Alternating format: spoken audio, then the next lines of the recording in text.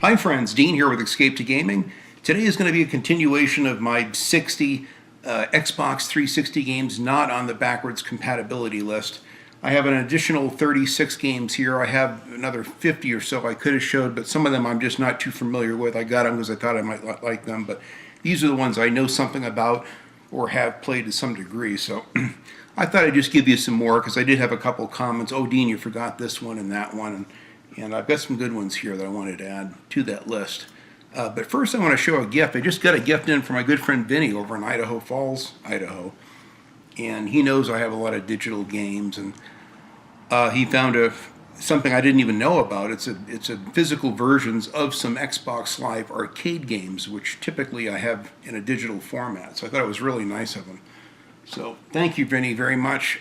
It's a really good combination of Trials HD, Limbo, which I've always wanted to play. It looks really artistic and quite moody. It has really cool environments and tells a story kind of through the environments and kind of the dark moodiness of it.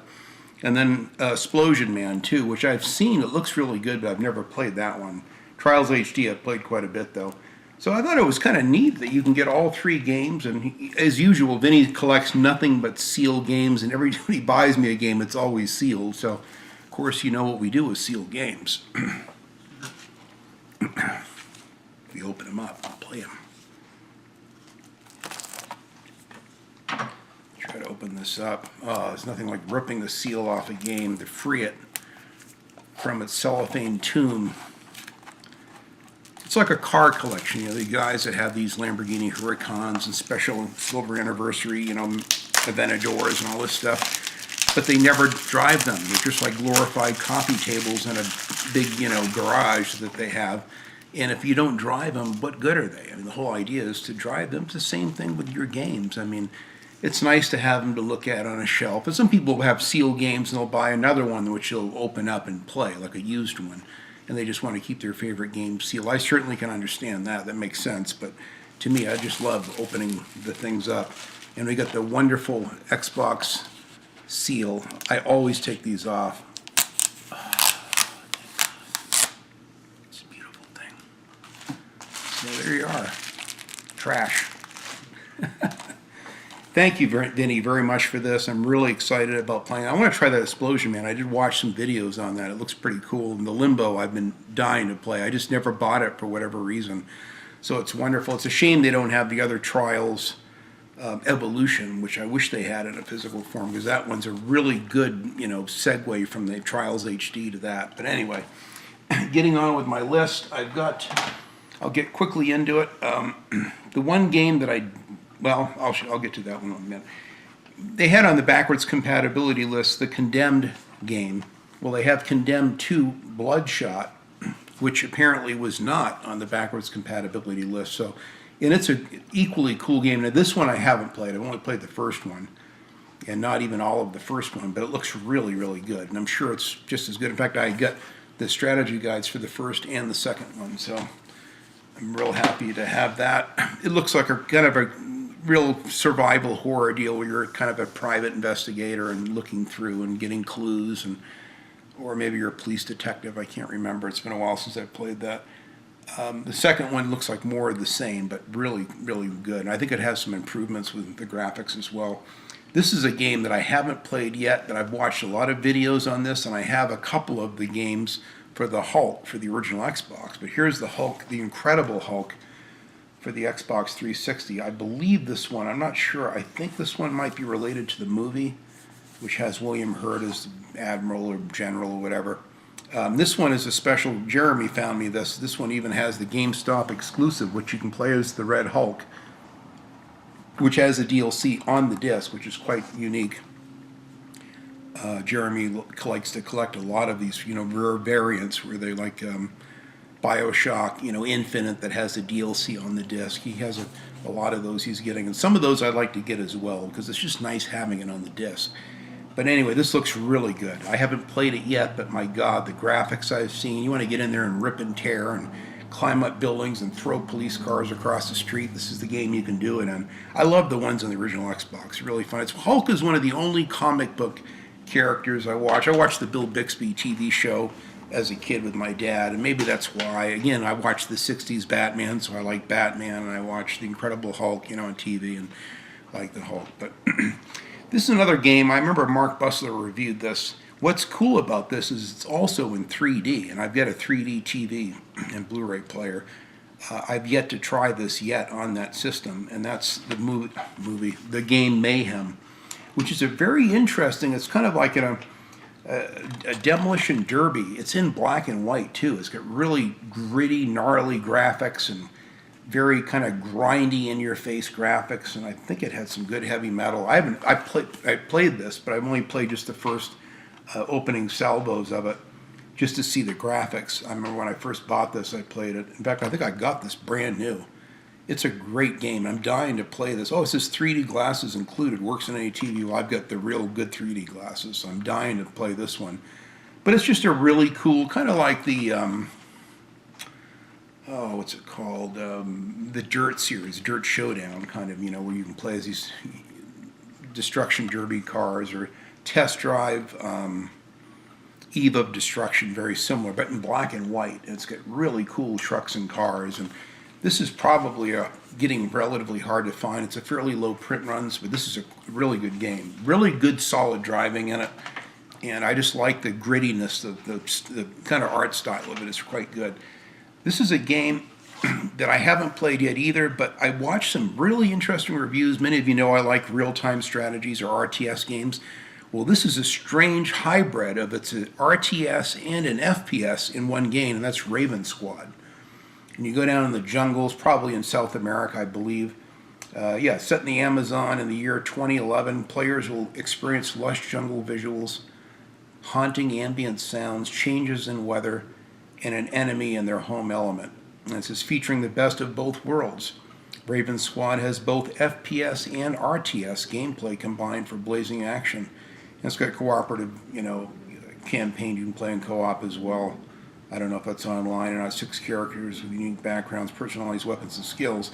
So you can do the RTS, and then right when you get ready to do the whole deal, you can shoot into first-person mode and be on the ground and see how it all plays out, which is very cool. It kind of reminds me of, very similar in some respects, to the XCOM, the Bureau Declassified, where instead of, usually XCOM is like an RTS top-down, isometric view, and instead you're kind of down in the first-person mode, or in third person in that respect, but you're kind of down close and up and personal with all of the aliens that you fight, and it's kind of the same concept with this, but very interesting. It says best of E3 and what have you.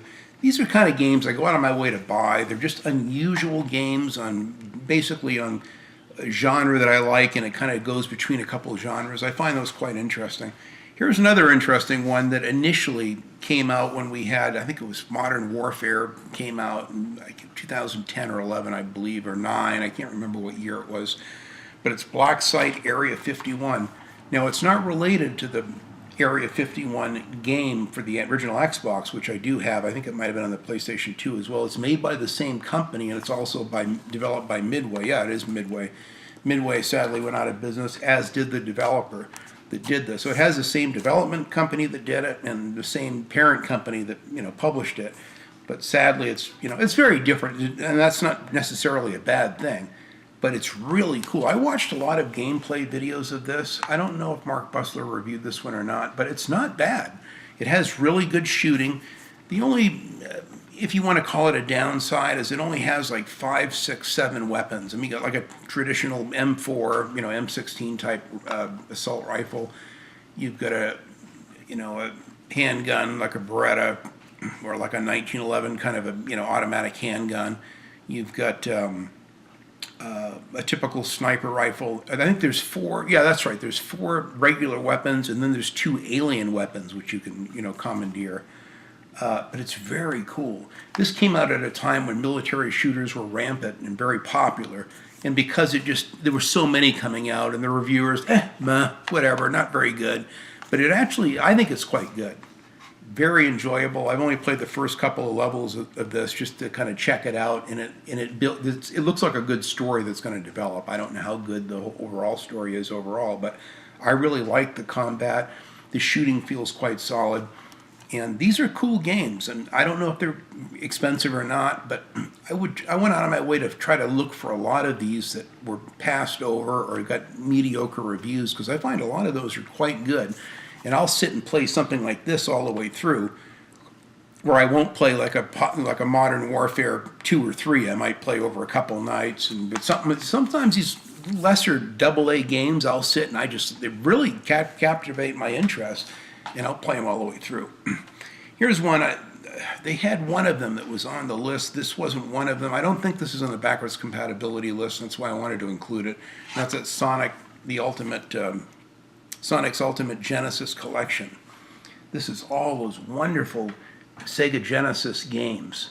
So many of them. Play the originals. I started it all now in HD. So it's like having HD versions of all those great Genesis games. This is a gem. It's probably still relatively affordable. I think I paid $15-16 for this at the time by Sega, but a great game. It has all your favorite games included. It's got a pretty nice booklet as well inside. It's in black and white, but it goes over a lot of the games and stuff. But are really excellent. This is a Platinum Hits. It has a Platinum Hits disc, but yet it's a regular case, so it's been mixed and matched, but I don't care. Really good. If you love the Sega Genesis like I do, there's a lot of good winners. There's about a third of these I really enjoy. This is one that I've only played some of the early PC versions of this back in the mid-2000s or so, I think when the first one came out, and that's a Serious Sam collection, so I've yet to play this, but it includes, let's see it, Serious Sam HD First Encounter, Serious Sam HD Second Encounter, and Serious Sam 3 BFE. Serious Sam 3 Jewel of the Nile, Serious Sam Double D Double XL. I like the Double D aspect though, it sounds intriguing. I'm married to one. Anyway, it's 4 legendary games plus the DLC all in one wonderful package. These are really good compilations. The Xbox 360 and especially the PlayStation 3 had a lot of these trilogies and compilation type games where they'll have a whole series of games on one package and one disc or whatever, and it's worth its weight in gold. This is an intense, like horde-based shooter FPS game, very cool. Now this is an unusual game. I bought this the day it came out. I might have pre-ordered this, seeing something in a magazine or something on it, and that's Naval Assault: The Killing Tide. It's kind of hard to find now. It's probably not a large print run, but I really like this because we don't get. A lot of people I've mentioned that one of my favorite games of all time was Silent Service on the C64, which was one of my favorite games, a World War II sub simulator. Well, this is kind of a similar thing, but you play an American sub, and it's great. You can have the graphics. You can see the sub going down and below minefields and mined waters, and all this stuff, and you've got to kind of navigate between the mines and beneath them, and you've got ships looking for you, and you can get up, and there's a lot of sections, and this game gets frustrating. There's some parts of it where they're very easy, and there's other parts where it really frustrates the hell out of you. You have to use the deck guns to take out aircraft, and I went nuts trying to do that. I had a hard time taking them all out because the thing was just shooting all over the place, and the planes were coming from every direction. But it's a great game. Really good graphics, very unusual. You just don't see World War II submarine games, or really any submarine games for the 7th gen. It's just quite rare. 505 games, really a cool game. Follows a dramatic storyline of subterfuge inspired from the events of World War II, where you command a fully armed submarine, engage in sea warfare against enemy ships, subs, and aircraft, leading a daring U.S. Naval Special Ops team across 30 levels. That's not bad. That culminate in a spectacular sea battle. So it's very cool. It's just, you don't see games like this. I love World War II games in particular, and I love submarine. I'm terrified of submarines. I'm too claustrophobic. I was in one in Tampa, Florida. They had I don't know if it was a German sub that they had captured, and you could take a tour of it. I went in that. It was very claustrophobic, but very cool. I think there was another one up in San Francisco, which I wanted to go in, but it was closed the day I wanted to see it. Now, they have the first Blazing Angels in the backwards compatibility list, but not Blazing Angels 2. This one, I think, is a better one. It's just improved in many ways. Secret missions of World War II. This has some really good epic battles against Zeppelins and naval, warships, and Really good. You're flying against waves of convoys and taking them off in the air, and then there's lots of air to ground type missions and bombing runs, and to against ocean warfare, like against destroyers and aircraft carriers, stuff like that. Really cool ones against zeppelins. It's got some kind of fictitious kind of scenarios, but very cool and really good solid flying, and the controls are really good in this. I have a lot of flight games, and some of them control better than others. That's one of the better ones. Speaking of good flight games, here's a really good one. And again, I haven't played this one, but I played the first one, which is a Tom Clancy's Hawks. Well, this is Hawks 2, and it looks equally as good. Really good aircraft, excellent, just beautifully done. They really is some of the better flying games. Now, I have like Over G Fighters. I didn't include this in the list because it's not the greatest game. That one I played, and it's got really realistic looking aircraft, but it's more of like a sim, and it's kind of boring. You can't even see the aircraft are miles away. When you shoot a missile at them, you can barely see them.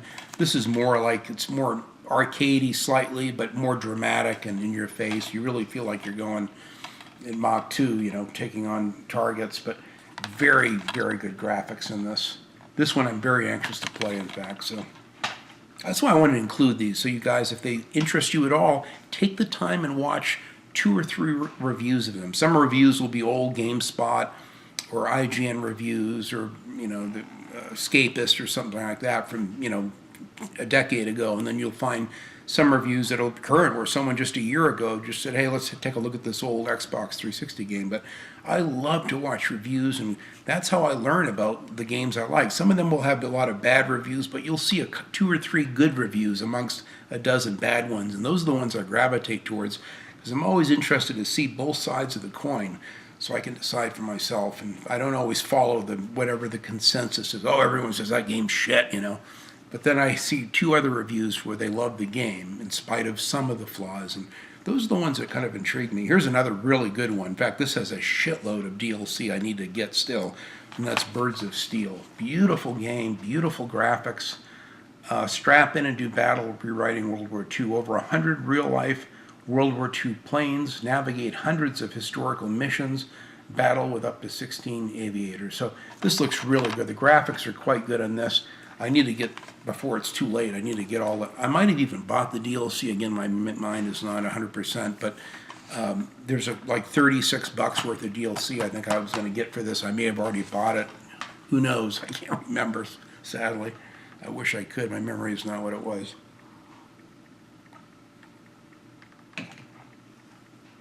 Here's another good one. This one I haven't played, but it looks really good. It's been highly recommended, and that's an IL-2 Stormovik Birds of Prey. Beautiful cover. I love the graphics, the cover of this. And this has some British planes and maybe some Russian planes. I'm not sure. It's got some interesting planes. 505 Games did this. It looks really good. Great graphics. I think this might have some DLC too. I'm not sure. I got to check into that. But, so I've kind of kept, you'll see a pattern here. I'll have like the driving games together and the World War II flight games and flight games in general. And here's another good one. It's not necessarily a plane, but this one, now this game is tough. I've tried this. I've only got a couple levels into it just to check it out. It didn't disappoint, and I like this. It reminds me of the old gunship on the C64 and the Super NES. And that's Apache Air Assault, but much, much harder with this. And it's just got some fantastic, it's very complicated. You use every button on the 360 and then some. Very complex, very tough, multiple weapons, and meanwhile you're jamming, you're trying to evade, getting hit yourself. I think you can do some variety of types of missions, some of them maybe with night vision goggles on. It had some interesting different points of view. It's been a while since I've seen anything on this. I played this when it first came out and really enjoyed it. Bought it not long after it came out, a few weeks after it came out. I watched a few reviews, and a lot of people said, oh, the game is just really hard, like really frustratingly hard. But I like that, and I like flight games, and helicopters in general in real life are quite hard to fly. I've flown a Piper Cub. My friend got his pilot's license, and he let me taxi down the runway, and he just wouldn't let me land, and he'd let me fly when we're in the air. But that's very easy, but flying a helicopter is tough. I had a good friend of mine that was a helicopter pilot for the Army, And he told me, Dean, it takes a lot of training. You have to go through all the flight school and be good at just flying a plane first, and they'll even let you near a helicopter. Now we got some games. Again, I've mentioned this in my last rant.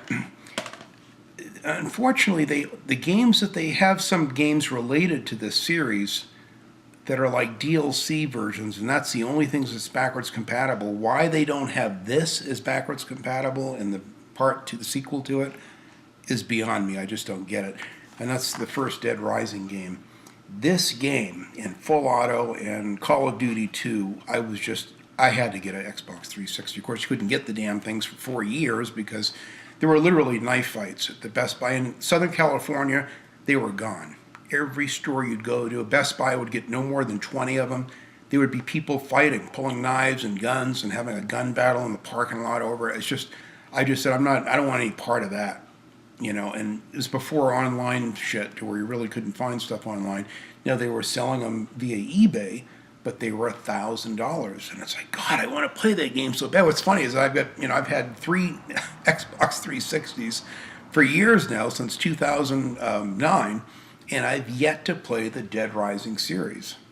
But in fact, I've recently got a couple of the strategy guides for the series because I am very interested in playing this. This one's tough from the standpoint that your missions are timed. I'm not a big fan of time missions, but at least on the first one, I think, and maybe the second, they had like a time missions. You had a timer, and that really put a lot of pressure on you. The zombies enough pressure, they get a time factor on top of it. But a great series. And so I got this one, and then I've got the special Steelbook edition, which is Dead Rising 2. It's in this kind of an interesting bio lab type case thing, whatever it's called, Zombex, and it comes with contains unrated bonus content. Comes with 2 discs, and then the Dead Rising 2. What else do we have in here? Interesting. You got a really cool little card that comes with it. It shows all this health and safety type stuff, dealing with zombies. It's a nice case. I really like this when they have kind of a theme like this with the cases. But it looks like real nice manual. It looks like it's in color, at least on the cover. But Dead Rising 1 and 2 look good. I also have the Off the Record and a couple of the other, kind of DLC ones. And some of the DLC you can play as backwards compatible, but why you can't play these two, I don't get it. These are like quintessential Xbox 360 games in my mind. Here's a game. Now I'm showing this one because sadly I don't have the original physical game anymore. When initially I had the games with gold for the Xbox 360. I used to have Xbox Live, and I just got it because every month you'd get 1 or 2 games with gold. I think you get 1 game a month for free, and you permanently own it. Unlike PlayStation Plus, where you think you own it, but the minute you stop your subscription service, they yank all the games. This I still have, and I can play it offline now or 20 years from now, and that's the game Dead Island. Now I have the digital version. Now this is not backwards compatible, sadly. I wish it was. But I have the better that's been patched version digitally, and that's why I wanted the digital version. I should have kept the damn physical game. I don't know why I didn't. But this is my original Dead Island strategy guide. I bought the day that I got the game. I pre-ordered this. I love this game. I only got like a third of the way into it. It was so intense. It got so intense I had to stop playing it. What I did watch is Phil at DSP did a complete co-op with 3 other friends, 4 people total, played this live all the way through in like 100 and something parts, and I sat, it was like hours, 12 hours, I don't know how long it took him to get through it. It was one of the best playthroughs I've ever watched. It's when he had a camera just filming his TV set, kind of the way I do. But man, it was fun. They had so much fun playing this, and I loved watching that because it was just too intense for me to play personally. I also have the Dead Island Riptide guide as well. In fact, I have also the PlayStation 4 Definitive Edition remastered version of this. Now, there's some things that are weird in that, where the game looks better in some respects, but you'll see a beach ball and you can't kick it. It's like static. It just sits there. It has some strange things with the new version. The lighting looks much better. It performs better. It's not as choppy as frame rate wise. This was challenged at times, but maybe it's been patched to where it's not so bad. But I do have the Dead Island Riptide physical game in a steel case. I had another donated steel case that was damaged, and then I got another brand new one that was gifted to me that had the game and the guide and everything in it. But a fantastic series. I've never played Riptide, though it looks pretty much like more of the same. Dead Island. Now this is a game that's a really early, I think maybe '07, I'm guessing, a really early Xbox 360 game. It's gotten horrible reviews, but there's some people that champion the game, and I'm one of them. I played this on the PlayStation 3. My father-in-law had this, and I started to play this right near the end of my visit there. I'm like, oh God, I wish I had a couple more days to keep playing this. And that's the game Damnation. It's a kind of a weird Western, kind of a science fiction, steampunk Western. And it has, like a set of horses. You got like these iron, steam-powered motorcycles that are really bizarre. And it's just very cool. But it's kind of like an Assassin's Creed or Prince of Persia like platforming. Fantastic platforming. Verticality for days. I love the verticality in this. It shows a little bit on the back of the package. You can see the steampunk weapons and outfits. And it's got some very cool levels. And what's neat on this is that, in fact, Mark Bussler, I remember years ago, I watched a review I really enjoyed. And that's when I bought this, because I remember, oh, terrible game, don't get it, it sucks and all this stuff. Mark Bussler he loved it and he hated it at the same time. Because there's other games that did elements of what this does a lot better. This was kind of like an unknown studio that did it, or I don't know too much about the background, but it wasn't a world-class AAA development studio that did it. The game plays fine. It has some technical, hiccups here and there in it, but overall it plays fine. At least it did on the PlayStation 3. But the verticality is cool. You're way up high. It reminds me of like the 2013 Tomb Raider, where there's areas that you had been earlier in the game, and you can look down. Oh, hey, I was down there. I remember being down there and working my way up, and that's kind of what this has in it. So if you love platforming, and it has some interesting shooters. It's a third-person shooter platformer. I think it looks like it has great platforming in it. I remember enjoying it at the time. But again, that was way back before I got my 360, around 2008 or 7 or so I played this. Now, this is the game that I really like this game, personally. Again, this game got bad reviews. It was supposed to be the spiritual successor to the game Black, that we know many of us love Black. I have the original Xbox version. I used to have the PlayStation 2 version. Original Xbox version I think looks the best.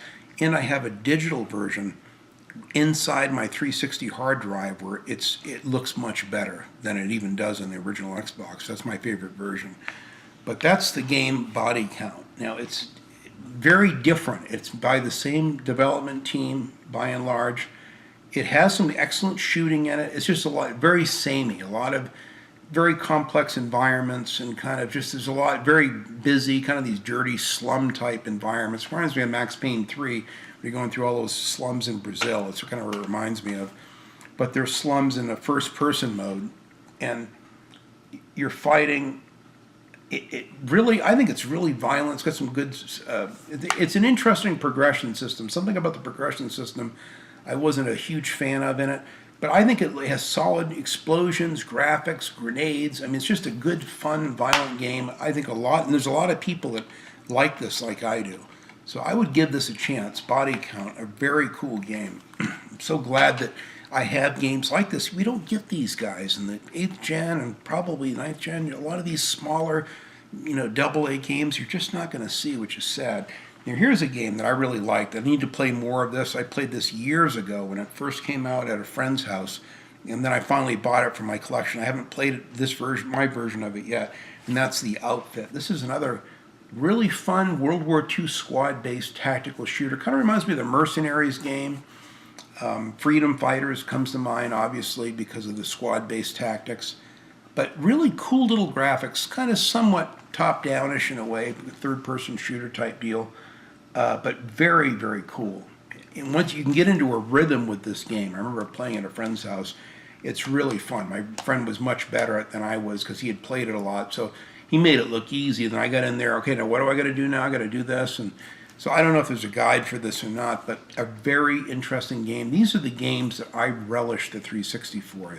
It's the lesser AA games like this that I think make it so fun and such a wonderful system to collect for. Here's a game that I have played a lot of, and I really like this. Some people don't like it for it. They think it's not that great.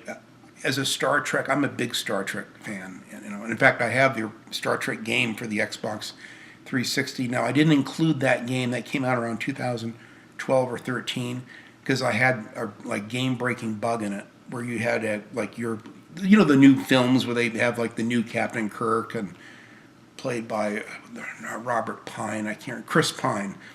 And then they've got like the young Spock, the new Spock and Bones and all that. Well, that new Star Trek movie series, and I have all of those on Blu-ray. I love those. It's based on the first movie, and it's good. And I almost included that in this, and maybe I should have. I think I should give it another chance. Well, I got several levels into it, and I got a game-breaking bug, and it just wouldn't. I couldn't proceed, and I was forced to start the game all the way over. Again, I played it. I was so excited to play. I played it the very first day it came out. Probably needed a patch the first week or so. I wouldn't wait for patches back then, just like with Mad Max, and I got fucked. And you had to push like doors with Spock, so you'd be there as Captain Kirk, and you got to push. Spock helps you, and you might be able to play it co-op, but it's kind of like the Army of Two, very similar, where your little guy gets in and you push something together. And I couldn't get Spock to line up and push the damn door open, and the game was stuck. I could not progress. And I go, fuck this thing, and took it and threw it across the room. I was so pissed. And I've never gotten back to play it. I don't know that anyone else has had that issue with it, but I had the issue of that naturally. It's always the games that I like that give me the biggest ass reaming. It's funny. Anyway, getting to the point, Star Trek Legacy. Now this, if you like spaceship shooters, this reminds me of the Star Trek Encounters, which I really like, is pretty good too. I have that one for the PlayStation 2, but this is a great 360 game. It goes back to each layer, the original series, Enterprise. You've got the Next Generation, which I'm not a fan of. I need an hour to do a rant on why I don't like the Next Generation. I've got a lot of viable reasons, and I'm not the only one that feels that way.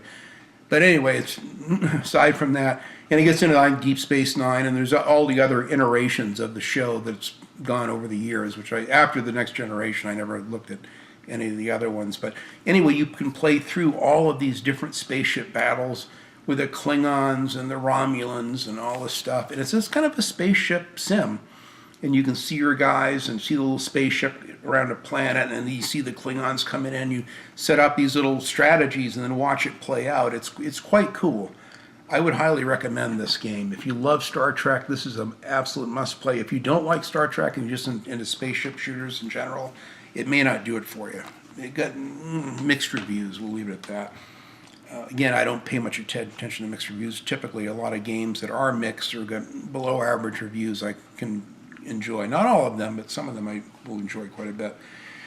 This is one I got recently. This is a long story that goes with this particular game. This game cost me $12. It actually cost me $212, but that's another story. I don't want to get into that right now. It's a negative spiral, but it got fixed and handled, and it's okay. But anyway, Star Trek The Clone Wars Republic Heroes. Well, I found this for the PlayStation 2. Oh, look, a PlayStation 2 Star Wars game I've never seen. I couldn't wait. I bought it, went home, took a picture of it, showed my friend Jeremy. He goes, yeah, that's a great game, dude. You can get that on the 360. Oh, my God. If I had known that, I would have got the 360 version. As many of you guys know, I always will get the Xbox 360 or the PlayStation 3 version for multiplats. If you have a choice between playing 6th gen or 7th gen, I always go for the 7th gen, or 7th and 8th, I always go for the 8th gen to get the better version, But if you like the Clone Wars animated series as much as I do, you will love this. Now, it's kind of standard fare. It's not the best Star Wars game according to the reviews. I have yet to play this yet. But I've watched a lot of gameplay videos, and like every review I could get my hands on this because I was really intrigued with it. I think it looks really good. It probably has somewhat average. It looks fairly easy, I'm guessing, just by looking at the gameplay. But I like what I see. I think the graphics look really well. If you love this animated series and you like the prequels, I'm one of the 29 people that actually likes and enjoys the prequels quite a bit. What's interesting, in the beginning, everyone loved the prequels. Episode 1, 2, and 3. Oh, these are the best Star Wars movies ever. And I was at the theater the first night or week to all three of those prequels. Standing room only. There were people lined up pre-buying the next, several viewings of it. it was like standing room only. Everyone loved it. It was the hottest thing. And then all of a sudden it became fashionable to hate it all of a sudden, the prequels, and including George Lucas, who committed a huge portion of his life to making them. He didn't have to make them and write them. He did them as he thought best. He saw the new tool set of using CGI and was excited. Now I can finally, instead of building physical sets, I can do everything in CGI. He meant well. I know his intentions. I've watched a lot of behind the scenes footage of how they made the prequels, and I really feel bad for George. And I think his feelings literally got hurt. And he said, you know what, fuck it. Just sold it to Disney for $5 billion or whatever and walked away. And since then, Disney has just ruined, castrated the series, just absolutely gutted it for their pandering and everything else. And don't even get me started. That's another hour rant. I don't want to get into that right here, right now. But anyway, I think this is a great game if you like the Clone Wars, the animated series. Here's one I've yet to play. Again, a lot of these games compared to the other 60, which most of those I did play with the exception of 3, this looks like a great game. I was told by a few friends of mine to get this, and that's Project Sylphy. Watch some reviews and gameplay video of this. First, I don't like anime at all, other than Speed Racer. I'm just not into it. And I saw this, oh brother, I'm not into Final Fantasy. I don't want to see it. So I passed on this initially, seeing it on the shelves, and a friend, dude, you want to play a really good spaceship shooter? I mean, a really good one with great complex controls. Play this Project Sylphy. What's it called? Arc of Deception. Real, and the graphics are just very gorgeous. Gorgeous graphics, gorgeous gameplay. It's a really good story behind it. This looks really good. Interplanetary war, tests the limits of friendship. So it's got a good story. It's a narrative that goes through it. But it has really good spaceship scenes and action, so I had to have it. So I wouldn't be surprised if this is going up in price. Again, a lot of these, I don't know whether they're worth a lot or not. My friend Jeremy knows they're, oh, dude, that's $10 all day long, or, oh, you know, that's $500 now, and he knows all of these games. I don't. Here's one that looks good. I think, was this done? Oh, it was done by LucasArts. It's called Fracture. This is an unusual game. It's a shooter game when they were trying to come up with new gimmicks, and you can... It has like destructible environments where you can morph or change the terrain itself by shooting at it. Now it's like there's a huge crater where a building once was, and you can create all kinds of undulations and issues and damage in the battlefield itself as you control it. And it's very cool. These are unusual games. This is a LucasArts game. So to me, it's got some good aspects to it.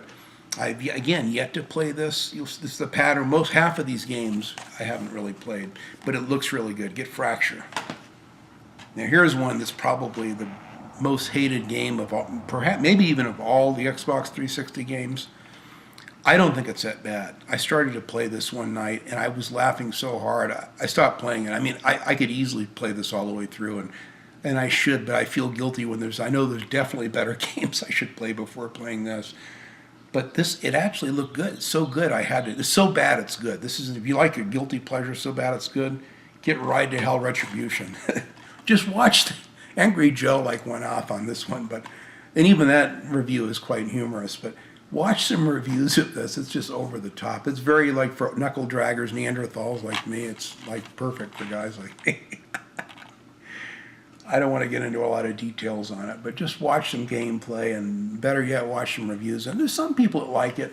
What's interesting is that it was initially a huge open world game, like a GTA game, as a biker.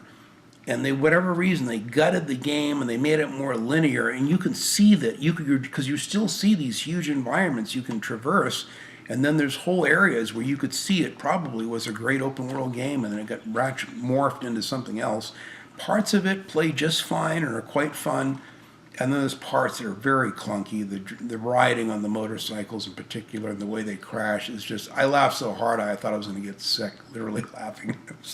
It was so good. But this is definitely in a so bad it's good. Cutscenes, just watch some reviews of it.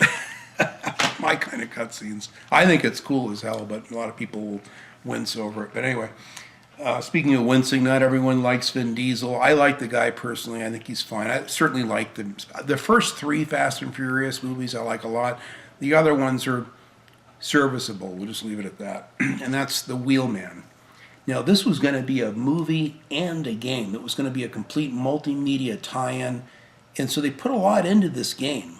It's an open world game. It reminds me of like Driver 3, where you can, some parts you can get out of your car and do shooting, shooting bits and espionage bits, stealth, whatever.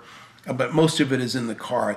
The car stuff reminds me of Sleeping Dogs, the way you can come up and have, Mac 10 shootouts with other cars while you're driving and collisions with them, and then watch the car explode and blow up. It has like over the top, ridiculously over animated stuff. Pontiac must have been a big sponsor. It had that G8 Pontiac that was real popular at the time. It was like the GTO or whatever.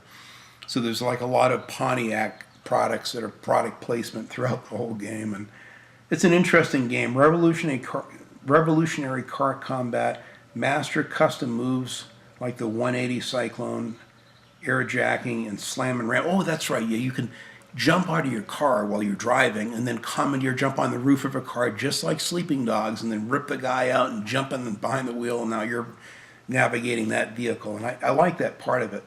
Open world freedom, explore the depths of Barcelona's streets and alleyways. That's right. You're in Spain, in Barcelona. And then high-speed shootouts, leap from vehicle to vehicle, engage in intense gunfire, and unlock awesome cinematic scenes. The cinematics look great. Vin Diesel's voice in it, it's definitely him. Real deep voice, shakes my JBL soundbar big time. But this is a very cool game. I think that comes with a really nice map. Huge map, a nice booklet. And I believe there's a strategy guide for this. I might have to get the strategy guide for this if there is one. It's a Ubisoft game too. Unreal Engine 3, I believe it was done on. But great graphics, and this is an underrated gem. I would definitely, if you like GTA mixed with Driver 3, it's very similar to that. Here's the first grid, and I had a couple people, oh, Dean, why didn't you have the first grid or the first dirt game? And that's a good point. In fact, I could have had the first dirt game. Oh, I do have it. It's actually in here. Okay, good.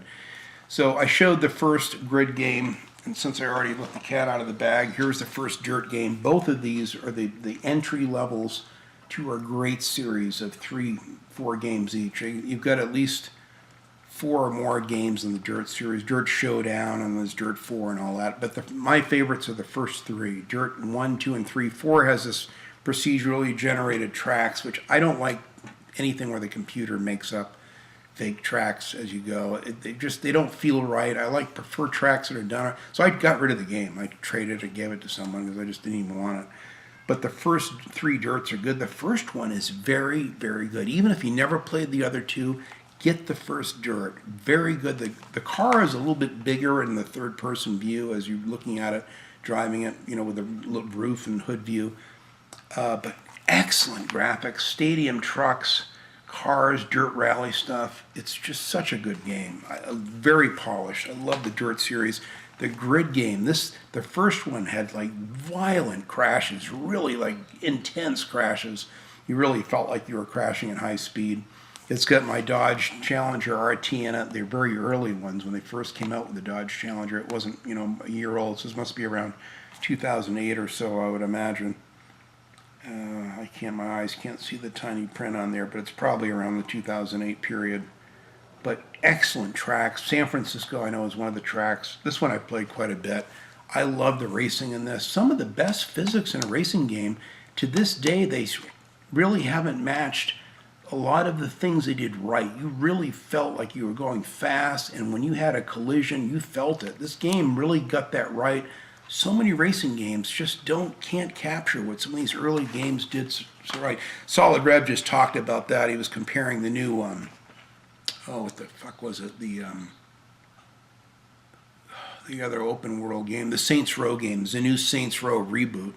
And he was showing some of it and some footage from it or something, and comparing it to GTA 4, which has very realistic ragdoll physics. When you shoot someone in the arm, the guy's like looking at his arm and stumbling. I mean, ultra hyper realism. And today they're just dumbing down the games. So the new Saints Row, you just shoot a guy in the head, just like a superimposed blood splatter of red paint, and then the head's fully intact. There's no bullet damage. the older games got so much right, and you'll see comparison videos of, the first Just Cause 2 to Just Cause 3 and 4, and sometimes the earlier ones had better water effects, better shooting effects, ragdoll physics, what have you, and I find that a lot of that with these older games. That's why you don't want to dismiss these older games so fast. This is a great game. I wouldn't be surprised if this is going up in value. I have another rare one for the PlayStation 3 that's worth quite a bit, and that's Ferrari Racing Legends. I absolutely love this. Test Drive Ferrari Racing Legends, obviously licensed by Ferrari. Beautiful cars, from vintage Ferrari GTOs to the newer, 458s and stuff like that. The progression system of this game is frustrating. You're forced to drive some of these older cars, and you have to do very well with them. And then if you pass those, then they let you unlock the newer cars, which I think are the better ones. So you have to trudge through a lot of very frustrating racing campaigns and do well at them with the older cars that aren't near as good handling and performance-wise in order to unlock the ones you really want. So you got to eat your peas and carrots first before eating your steak, in other words. But a great game. My God, you got to get this one. If you love cars like I do, get this Ferrari. And there's also one, Ferrari Racing Challenge or something for the PlayStation 3. That's another one I have. It's going up in value and very hard to get. I like this personally. A lot of people will laugh at this, but I like the first Juice for the original Xbox. I think it was on the PlayStation 2 as well. This Juice 2 Hot August Nights is just hilarious. You've got bizarre, in fact, there's a movie ticket thing here that you had inside where you could go see the movie or see some movie, Hot August Nights, or it was an actual car event. You could get a $30 off coupon ticket to see it. Really good tuner cars. If you like, Tuner Import Challenge has a lot of the same types of cars. This is a lot more cartoony. The racing in this I don't think is as good as a lot of other racers, but the graphics do look good. And it has these really, hot chicks in it that are, between the cutscenes and all that. And I mean, it has a lot going for it. It's an interesting game, but THQ, it's a good game. I had a hard time finding this one. It took me a while to find this. Dimples eventually had it. I think that's where I got it. But I had them put it on Locator, and then when it came in, hey Dean, we got your game, and they'd ship it over from other Dimples in Folsom or something. But exclusive code inside to unlock the Eliminator Challenge to win a ticket to the road. Yeah. So there was all kinds of interesting stuff that came with this. But interesting game. Again, watch reviews of these games, and it gives you a really good idea as to what they are, if it's up kind of your cup of tea or not, and that's a good way to find out. This is a game I have a love-hate relationship with. I pre-ordered this motherfucker. I got it. I played quite a bit of it, and I got very frustrated and traded the thing, and I was pissed. Then I went back and then rebought it and bought DLC, and I got rid of it, gave it to a friend again. I've had this game 3 times because I literally love it and hate it at the same time. And that's the reboot of Most Wanted, Need for Speed Most Wanted. This is a limited edition one. This is the same one that I bought initially. And I had to try to find this version and get it back. And then I also bought the DLC that has... I might have a DeLorean. It's got the Smoking the Bandit Trans Am. It's got a lot of movie cars, maybe the Gone in 60 Seconds Mustang, stuff like that. I do have a bunch of DLC. I don't know if I have all of it, but I have the expansions as well for this. It's a good game. The cars look good. It's just different, right from the get-go, you can drive pretty much any car. They're hidden all over the place. When you find the car, you just jump into it. Now you've got it permanently in your thing, and they're very well hidden. Some are up on rooftops or parking garages or hidden behind a dumpster or something. But once you find them, then you've got that car. And it was a very popular online game, too. I think it has my Challenger in here and a Aventador. There's a Aventador Lamborghini down there, and there's a Koenigsegg CX there and stuff. It's got some great cars in this. I wanted to love this. Part of the problem is it has too much. Now the new Need for Speed Heat, you can hit telephone poles and palm trees, and they just snap down like balsa wood, like matchsticks, and you just keep going. It doesn't even slow you down. This one, you don't knock them down. You're doing great drifting. You think you're really getting ahead. Finally, you're getting somewhere, and you're actually getting ahead of the traffic. You hit one light pole and it will not move. Your car will wrap around that motherfucker. and it drives me crazy. You have to be very careful. There's phone poles and light poles everywhere. There's anything you hit will jack you up big time, and it's very frustrating. The cops in this are hard as hell to get away from. I had a 22-minute long police chase. I could not get rid of them. You have to lose their line of sight and hide and all this shit. Then there's a cool down period. I couldn't lose them. 22 minutes I went on one police chase. I timed it. I couldn't believe it. I was lucky to get away. It's just hard, but it's good. It's one of those love-hate relationships. It's a great game. It's got these bizarre, surrealistic cutscenes between missions or levels or whatever. I'm not crazy about those. This is nothing like the original Most Wanted. Why they call it Most Wanted, I don't know. But it does have good cops. That aspect of it they got right with the cops. They're really, really tough.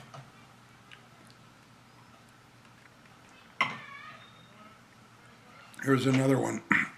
It's hated. Now, don't get the PlayStation 3 version of this.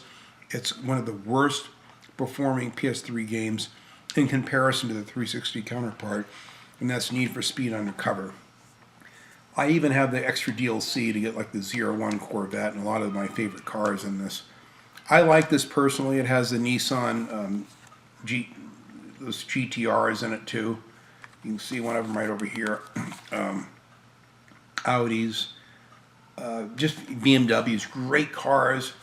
The graphics look good. It has this kind of like this perpetual orangey kind of feel, like you're going in the late afternoon and the sun's just starting to set at dusk kind of a look. It's very stylized. Good racing. I think the driving itself is very good. The roads are very good. You can go at really high speed in this and do beautiful drifts. There's a lot going for it, but it has some frame rate issues. Not near as bad on the 360, but my God, the PlayStation 3 is like virtually unplayable. It's awful. That's proof that the 360 really, in many respects, is a better system than the PS3. At least they could not optimize at all for it. But this is a fantastic game, I think. It's a very long game. The campaign's long. Difficult police chases in this as well.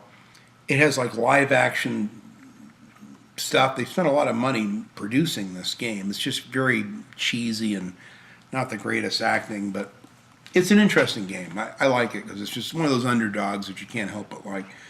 This is a very good game. I was late to the party on this one.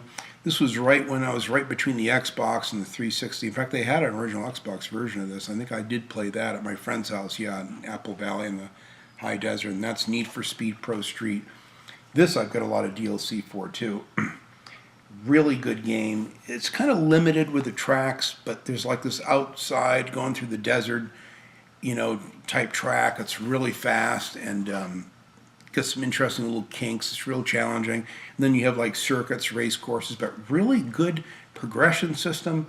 You start off with like a beat up, 240SX, and it's got a mismatched colored hood and door, and you can slowly fix it up over time, and you get damage on it, and you got to pay to get your car fixed. It has some realistic dynamics.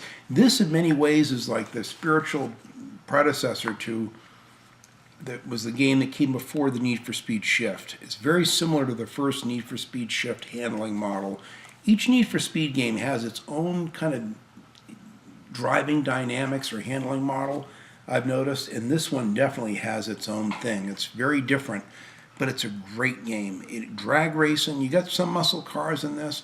You got a lot of there's like a little Chevy Cobalt supercharged deal, or no, that's actually a Nissan GTR there, but it reminds me of a Chevy Cobalt in the back of it. But really good cars in this. I really like this. Whether you're into the muscle cars or the tuner imports, it's quite good. Here's one that some people recommended. Oh, Dean, you should have had the Project Gotham Racing games. Now, the only one I'm missing is 3. I have Project Gotham Racing 1 and 2 from my original Xbox, and I need to get 3. I enjoyed 3 quite a bit. I couldn't remember if it was 3 or 4. 4 I had played. My neighbor loaned me this one, and I borrowed it from him and played it, and I gave it back to him, and then I bought this one later. This has motorcycles, racing cars, street cars, everything in this. Very realistic, beautiful backgrounds. They put a lot of detail into the backgrounds. Like you're driving under little lights stringing across the roads and little, pennants and stuff like that. There's lots of interesting stuff in the foreground and the background as you're racing around. There's weather effects. I don't know if they have snow, but there's definitely lots of heavy, heavy rain, and it affects your car's handling quite a bit. Really a great game. This is one of the best racing games you will ever play. I highly recommend this one. This is a masterpiece I also like almost as much. It's not graphically as good, but I think the racing in some ways is better because it doesn't have as much weather effects. I prefer racing on dry tracks. I don't like random weather stuff. I mean, it's challenging, but PGR 3 is really good. I need to get that one. Getting down near the end now. This is one I have, I believe, in my Xbox Live Arcade digital game, but I finally found the physical version. That's Sega Rally Revo, or whatever it's called. And it's like the Sega Rally game that, you play online. You're going through the typical little jungle beach area in Hawaii and then, up in the mountains in the mud. And it's just got some really kind of very basic but very fun. This is a game my nephews would come over and play the hell out of this. These are great games. I don't know if they're cheap, if they're expensive. I have no idea, but they're just great games and they're worth having in your collection. This is the best. There's a lot of NASCAR games. I don't know if it's NASCAR 08, 09. There's different few years in the EA NASCAR games, and I need to look at getting. There's one of those I want to get. This, I think, is the best game. I bought this the day it came out. I remember trading it in or giving it to a friend or someone. Oh, you got that game? Well, can I try it? I never got it back or whatever. But I bought this game again. My wife bought me this game. That's right, when it came out. NASCAR 2011, the game. I think this is the best NASCAR game. I believe Mark Bussler of Classic Game Room also did a really good review of this, I think. Some people liked it, some people didn't. It did get some good reviews. It's really well done. I think the graphics, the sound design, everything on this is just awesome. I love NASCAR games. I played some of those like 1999, NASCAR on the PlayStation 1, from EA and I love those games. It had Joe Satriani and a lot of popular songs and ZZ Top songs and stuff like that. There's some good songs and music in this too. This is a great game. It had like actual real cars that were in the NASCAR race with real sponsors and stuff. A very, very cool game. If you're into NASCAR, this is a must-get for the 360. It's my favorite one of all of them. And the final game, which I had mentioned in my last game going over 360 or Xbox 360 games, and that's Forza 2 Motorsport. I love this game to death. This I bought brand new. I got this brand new. I actually bought Forza 3, which I still need to get that one too. It's funny, I'm missing PGR 3 and Forza Motorsport 3. 3 had a skip in it. It wouldn't install on the thing. It had like a little scratch. So I took it back and they go, well, we don't have it in stock, but we do have a Forza 2. Would you like that? And I go, oh, okay, for the same price, brand new, factory sealed. I ripped the seal off as fast as I could, played it. This has my Goldstrand Corvette in this. I showed some gameplay of this one night, and I revisited this like a year or so later after I had played quite a bit of this. And I'm still working through this campaign. It's kind of like an older version of Forza Motorsport 4. Very well done. Excellent graphics. Excellent racing. It's just not quite as photorealistic as 4. But there's nothing wrong with it. A solid game. Great racing. I like it because it has a Dick Goldstrand Corvette. Dick Goldstrand was my old boss. Poor fellow's dead now. And then he moved his studio from this racing place in Culver City, which was right on the Thunder Alley, which is a famous. Now the Smoking Tire has their studio there, and he has a big parking garage which he leases out or rents to people that want to keep their classic cars there. It's right where the Goldstrand Engineering used to be. And then they moved out to Burbank, which is close to where Dick's home was. Dick and his wife Willie ran Goldstrand Engineering. He was like the Carroll Shelby, how Carroll Shelby is to the Cobra and the Mustang, Dick Goldstrand was to Corvettes. In fact, he worked closely with Lingenfelter. We put Lingenfelter motors. I drove a 219 mile an hour Lingenfelter 406. We put an 85 Vet with Kevlar, very lightweight Kevlar doors and the hood, clamshell, everything. And I took that thing out and just railed the piss out of it. It didn't even sound like a car. It sounded like twin Suzuki 1100s or something. It sounded demonic. And brutally fast. That car was so. We got up to 196 as fast as I went in the thing. But anyway, he's got the Goldstrand Corvette that's in this, which he was developing when I worked there. And then right after I left, like a year later, they finally came out with it, and that's in this game. I love this game. It even has the Lamborghini Gallardos down the bottom there. All the cars that were new at the time. This was the best Xbox, the first Xbox 360 Forza after the original Forza on the original Xbox. So this was a very special game for me. And I frankly like the colorful menus. Forza 3 and 4 look sterile, like you're in a hospital. It's just very clinical looking and sterile and very clean. And don't get me wrong, I like the minimalist look and everything. But this is more vibrant, cleaner, more colorful menus. Each event had real interesting little graphics, like a racing poster that kind of got you into the event, you know. This is just a much more colorful, fun, and it's just as good as a current day Forza. It's just not the super dialed in photorealism that we're used to today. Great game. Anyway, that's it, guys. That's 36 Xbox 360 games. 37, I guess, with Dead Island, because I included that and Riptide. And I have others that I could show. But again, the other ones I don't know as much about. I just took a chance on them. But I wanted to get this out to you guys and let you know what's happening. Now, someone had said, oh, Dean, you made a mistake. You know, the LA Noir is also backwards compatible. And I go, oh, dude, I'm sorry. I didn't realize. So I tried to install it, and it is not backwards compatible. I think what they meant is that you could play the Xbox One remastered version, which I have when I bought the day it came out. In fact, I pre-ordered this. The PS4. This is in 4K. It looks amazing. I've started replaying this all the way through again. My ex-wife's cousin, who I lived with, that actor I was talking about, is in this game. There's one of the scenes in this game. One of the people that you interrogate in several interrogations, quite good. But anyway, so they said, oh, okay, well, it's the same thing because it's digital and you can play it. Well, there's a lot of games, because you can play Alan Wake. Now, you can, and I have the original installed. I could play the original Xbox 360 one, but yet they have the digital remastered. So if that was the case, then why did they still have this in there? And you can play the new one.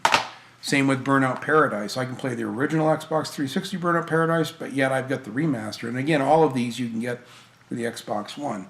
The BioShock collection, you know, I have all three of the, well, I had all three. Now I have them again. I had the BioShock 1 and 2. It came in like a twin pack. Jeremy found me that again. He had a double of that, so he's going to send that one back to me. Sadly, when I get a lot of these remasters, I kept my Burnout Paradise, and I kept my Alan Wake, and some of these I've started to keep, and I kept my LA Noire, but some of the early ones, Baja Edge of Control, the minute I got the remastered, I got rid of the other one. Now I regret that, because if something happens and I can't play on my 8th gen, at least I know I can play offline on the 7th gen, so I want to have these. But anyway, so that's just a little, side note on that. There are some games that, they aren't backwards compatible, but you can play the older game, but with a newer version, the definitive edition, or what have you. What I did make a mistake on in my 60 games was I showed this as a non-backwards compatible game when it is in fact compatible, and I went and installed this, and now I've got 213 games instead of 212. So again, I've never played Half-Life 2. I know that's a cardinal sin, but I'll rectify that someday. This also has Portal and Team Fortress 2 in it. It looks like a great game, and I've got about half of this game done. I need to finish this. Jeremy's getting me right now. He ordered me the Terminator Salvation Strategy Guide, which is on its way. So as soon as he gets that, he's going to send that and then my BioShock games, and he's got some other games that I'm looking for as well to kind of round out my collection. Oh, I have Batman Arkham Origins. I bought a special edition version of it for the PlayStation 3. I want it for the Xbox 360. Even though it's not backwards compatible, I want the 360 version as well. So he's getting me that, and some other games. I think Dark Summit, a really interesting, strange snowboarding game. And there's one other one, I can't remember the name of it. But so I have a few games that'll be coming soon from Jeremy. And just a small package of two strategy guides. And I can't remember the other guy, sorry. But I'm trying to think what else I had. That was that, Trials HD. I showed you the gift I got. Sniper Elite 5 comes out tomorrow, that's right. Just to show these, because I can. I have the original Sniper Elite. I have the Xbox 360 version and the remastered version of V2. I started to play this. The graphics look beautiful. This game is tough. These two are the hardest Sniper Elite games right here, by far. The open world element made them much, much easier. I got Sniper Elite 3 and 4. All of these are the deluxe, like limited editions. I have all the season passes with all the DLC.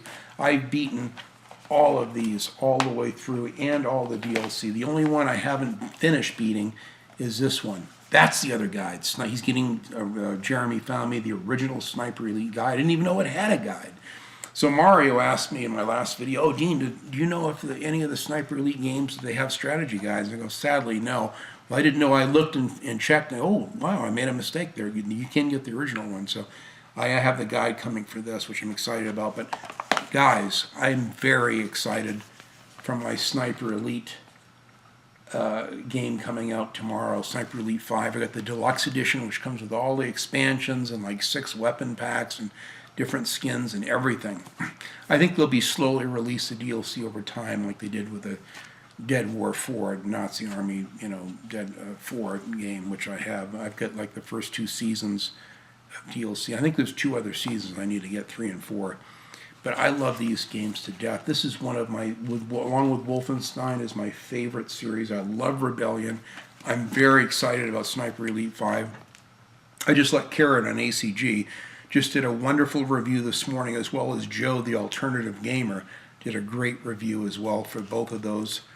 In fact, I'll leave both of those reviews linked down below. If you want to see 2 good reviews by 2 of my favorite reviewers, even Jeremy or Carrot actually responded to my comment this morning, and he's excited. He said he just can't believe how good the game is. So it's wonderful games. These games I will play all the way through. Sometimes I'm not always in the mood to play a game all night long or whatever. Those games I'm very serious about playing. My AC just kicked on. It's getting hot out here. It's going to be 82 today. It's going to be 91 tomorrow. And then it's going to drop down to like 64 degrees on Friday. Temperature here is crazy. We have weird winds and cold fronts coming in. It'll be in the 70s one day and snowing that night. It's just bizarre.